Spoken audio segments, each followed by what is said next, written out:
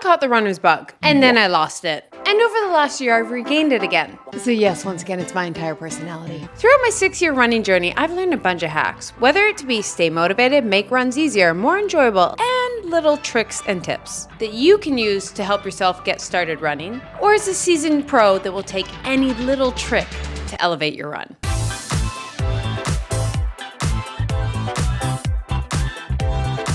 Number 1. Tie your keys with a hair tie. There is nothing more embarrassing than everyone staring at you as you run by. Not because of your amazing pace or cute outfit, it's because your keys are making that annoying jingling sound. Easy fix. Yeah, you just tie a hair tie around them. Boom, they stop jiggling. Double bonus, if your hair tie breaks in the middle of your run, you got a backup. And then you can also, just use a rubber band, but low-key, the hair tie works better. Number 2, remind yourself the first kilometer is a lie. There's nothing that makes you doubt your athletic ability more than the first kilometer. It always sucks. Why did I choose this as a hobby? No matter what, prove me wrong. But once you get going, you catch your tempo, breathing, and body's warmed up, it actually shockingly gets easier. So never trust that first kilometer. Number 3, half a size up for your shoes. Now this one isn't black and white. It's not necessarily gonna work for everyone, but a lot of the time your foot will sweat a bit on your longer runs. Also, when you run, your toes spread out. So if you buy your regular size with your toes touching right at the end, the shoe might cause your toes to get bunched up. So considering size up a bit, but obviously not so much so you're tripping, but just allow your toes to spread and account for swelling that can happen on your long runs. Like I'm a true 8.5 in Nikes, but now in all my running shoes, I buy a size 9. Number 4, just put on your running outfit. When you're super unmotivated to go on a run, just say, I'm just gonna put on my outfit and just sit on the couch. And something about being in your running outfit, you just kind of get a little antsy and you're like, what am I doing at home? So yeah, I don't know how it works. I don't care to know. I just know it does. Number 5, when you want to give up on your run, mobile order a drink. This is actually got from Instagram. Becca Pala, I'm gonna put it here, left this comment and I was like, oh, this is the best hack. Her exact quote, when I wanna give up a mile or two early, I'll mobile order a Coke Zero at McDonald's or an iced coffee at Starbucks to give myself no choice but to run to it. Yeah, I'm doing this way too much now. Number 6, wear crew or high socks. This is probably one of the easiest ways to avoid blisters. There's multiple reasons you get blisters, but one big one is just friction. And when you wear low socks, they tend to slip and go into your shoe just because the friction between your shoe and where they're at, and then that causes blisters. And also they might slip under and your skin's exposed to the running shoe, yada, yada, yada. What's the easiest way to just make sure they don't slip is wear crew socks or higher socks. And then a little bonus tip, buy yourself a pair of sweat wicking material socks, not just cotton socks. Now I love a good cotton sock for just walking around in daily, but when you need something that just really holds up and you want to make sure it's sweat wicking, and also I love a cheap 5-pack cotton socks as much as anyone. But yeah, those won't last in your run and you just end up spending so much money because they wear down so fast and then you're buying a new pair of socks every month. And once again, I always plug these socks from Lululemon because I have never had to retire a pair. Some are 5 years old, some are 6. Some of you are thinking that's disgusting. Once I've bought them, they're good. I wear them multiple times a week with washing them. Yeah. Number 7, be a tourist in your own city. In our day-to-day life, walking 10,000 steps is a struggle. But 30K on vacation, easy. Why? Mainly just the novelty of looking around. And something I've noticed, at least for those of us living in bigger cities, is there's so much of my own city I've not explored, simply because you get stuck in your own routine and you see the same old, same old. My hack is to travel to a new location in the city and explore it on foot and pretend I'm visiting. Bonus, obviously you can do this on vacation as well, but not every run can be on vacation. And I personally love running while on vacation because you will get such a better experience when you're vacation, when you're on foot and actually there than driving around, in my personal opinion. And yes, you can walk, but when you run, you see a lot more. But yeah, be mindful. Don't be that annoying tourist running through the city, looking up and bumping into locals. Let's not do that this summer. Number 8, buy a new pair of running shoes at the end of the day. Flashback to what I said before about your feet swelling while you run, and account for swelling that can happen on your long runs. Well, your feet also swell a little bit throughout the day, so one of the best ways to kind of get an idea of how much your foot will swell during a run is kind of just account for the swelling you have during the day. So instead of buying a shoe in the morning when your foot is at its smallest, buy it at the end of the day when it's at its biggest. Number 9, go on a color run. Pick a color and just try and spot it as many times as you can. So this run, I picked blue and I just peered around the whole run. It just kind of keeps your mind occupied. Or I guess you could like download Pokemon Go. There's gotta be something like that new for runners. Why is that not a thing? Number 10, swap expensive gels for candy. Fun fact, nerd clusters are the same carbs and sodium as a gel. Now, I'm not gonna get in the whole gel debate. Yes, there is a reason for gel. Some are made with more like whole foods, which are great, and some, have the specific ratio. Obviously, it's easy to get down, they're easy to have, but sometimes they're expensive and sometimes they're just boring. So you know what, every once in a while, switch in a candy. You're really just doing it because you need some carbs. For me, it's kind of novelty. It's a little bit of dopamine, and it's just an enjoyable thing to do on your run. But 2 things. 1 is it is a choking hazard. So please be mindful. Please be mindful. And 2, it is not great for your teeth. So gels are also not great for your teeth, but at least it's liquid, so you pound it back. So I'm sure my dentist will say if you're gonna eat a lot of candy, even eat a lot of gels, swish some water around after. Right, dentist? Please comment down below what we should do. Yeah. Anyways, yes, let's not get into how deep it is. You know what? Gels are expensive, and a pack of Skittles is not. Number 11, tell yourself you only have to run for 30 seconds. I'm gonna be honest, I do this for probably 30% of my runs. I tell myself I only have to go outside and run 30 seconds. But honestly, after 30 seconds, that goes by really fast. So you're like, I can do another 30, and then it's been a minute, and you're like, I can do another minute. And it's been 2. And then that is usually how I get going. And after a while, you're going. And then it's just about getting going. It's that getting through that first kilometer. And then you get into the groove of it. And you got to trick yourself like you would a kid to eat vegetables to start your run. Number 12, have a mid-run sweet treat. For me, it's chocolate. A little dopamine hit. Yes, in my long runs, I pack chocolate. Is it optimal? Absolutely not. Because one of the reasons you have things like the sugary candies or gels is they're pure carbs, so your body gets it faster versus something that has some fat in it, which slows down digestion. Not anything wrong with fats, it's just around your workouts. And yes, chocolate has some fat, so it's not as optimal. And guess what? There's a lot of faults because sometimes it melts. But on my long runs, I do like to have a few little chocolates because chocolate is my favorite thing. I love chocolate more than candy. And so when I'm at like kilometer 10 and I want to give up, it's like a novelty thing. It's a dopamine hit. It's a little sweet treat. And it's like, oh, there's a little reward to get there. And so yeah, I just utilize dopamine the whole time. Like, oh, get this chocolate at kilometer 10. But yes, warning, it will melt. I put it in a Ziploc bag, and there is definitely many of times I've gotten kilometer 10 and my chocolate is melted. So I do freeze my chocolate before I go on a run just to prolong its life. Number 13, fuel properly.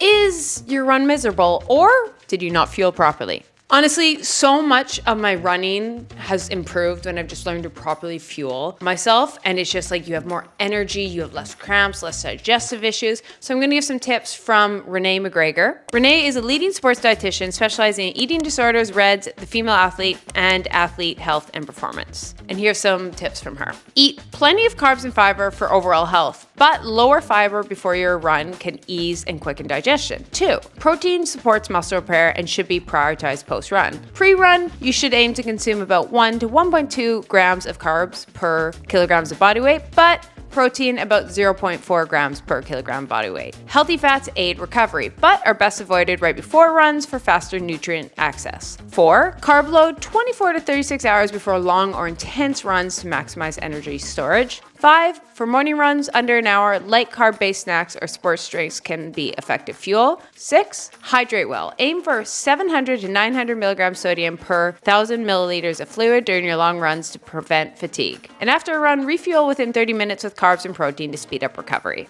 Yes, carbs are so important. And one thing I really found a lot of people struggle with when they get into more endurance from just like regular population, just regular workouts, is that you're told so much to prioritize fiber and protein. They keep you fuller longer and all this kind of stuff, which is great. But your body needs those access to the quick carbs to use in your glycogen stores when you're doing things like running and sports, and especially when you're going longer than an hour in these intense workouts. You really need to prioritize that. And I think one thing that happens to a lot of people going on running is they get this hunger that they can't satisfy, and they don't realize like it's low blood sugar from not filling your glycogen stores because they're focused so much on fiber and protein. So vegetables and meats are great, but they're not going to refill your glycogen stores. So I think so many people think like, oh, I want to get full, so I'll have a chicken salad, which is great, but you're not refueling your glycogen stores, which I think gives that hunger. So don't fear it, in the sense of like, you'll see online so much of like to keep full and all that is to have high fiber and protein, which is great the rest of your day, but around your workouts, you really want to prioritize carbs and you'll have more energy, less hunger on your runs, and yeah, just try it.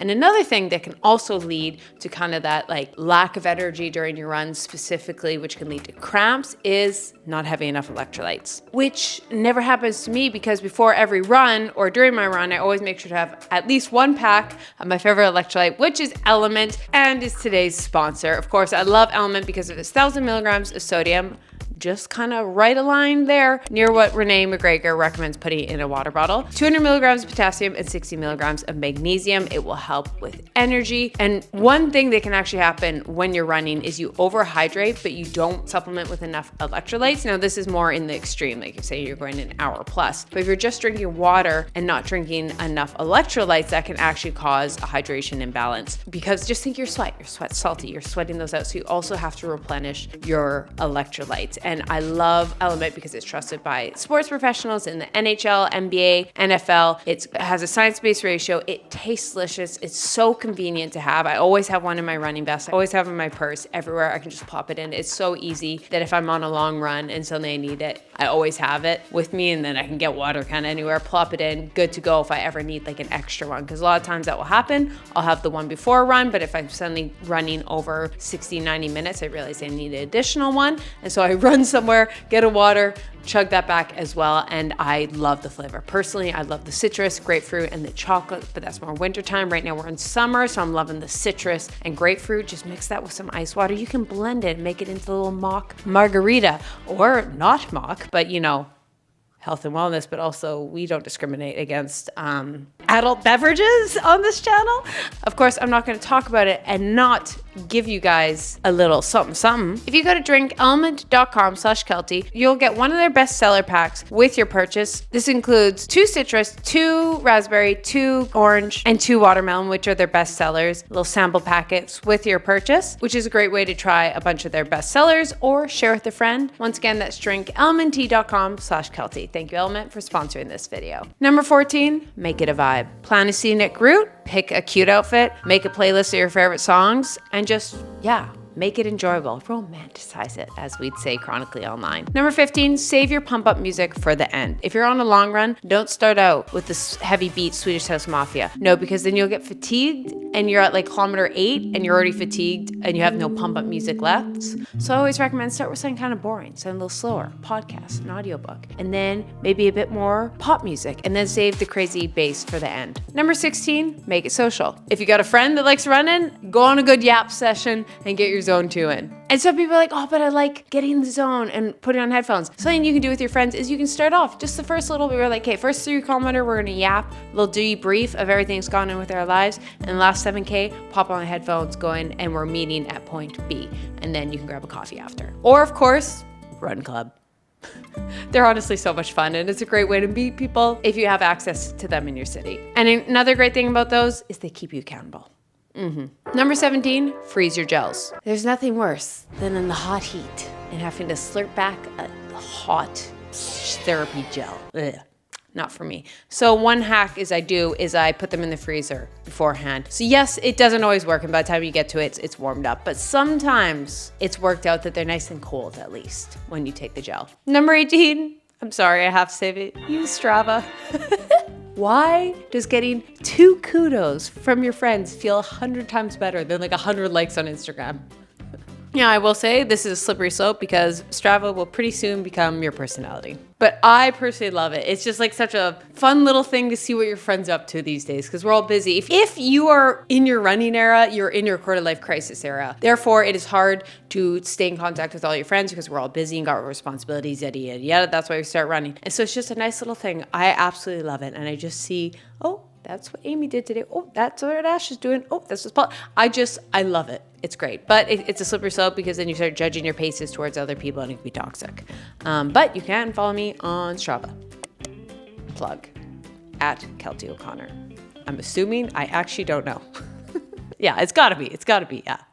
Speaking of judging yourself on pace, number 19, ignore your pace sometimes. I personally get such big anxiety about dealing with my pace because it takes the fun out of it completely for me. The whole time I'm just hyper focused, looking down on my watch, getting the right pace. Because yes, it is really one of the greatest ways to improve your speed and performance and all this. So like I hyper focus on it and I hear my one friend runs at this and this one influencer runs at that and this Olympian runs at that. So I try and match that pace so much and it might not actually be optimal for my running because going faster in every run isn't actually always what's going to be most optimal anyways. And also then I find I've burnt out. Many times I've just been so hyper focused on my pace, posting a specific pace on Strava, keeping up with other people's paces when that might not be optimal for me right then and there. And also you can go down the rabbit hole real fast about like lactate and threshold training, which is actually a video I'm working on. So hit subscribe if you want to see that. But for the general non-professional, the most important thing on your running journey is consistency. And once things start to get in the way of consistency, it leads to burnout.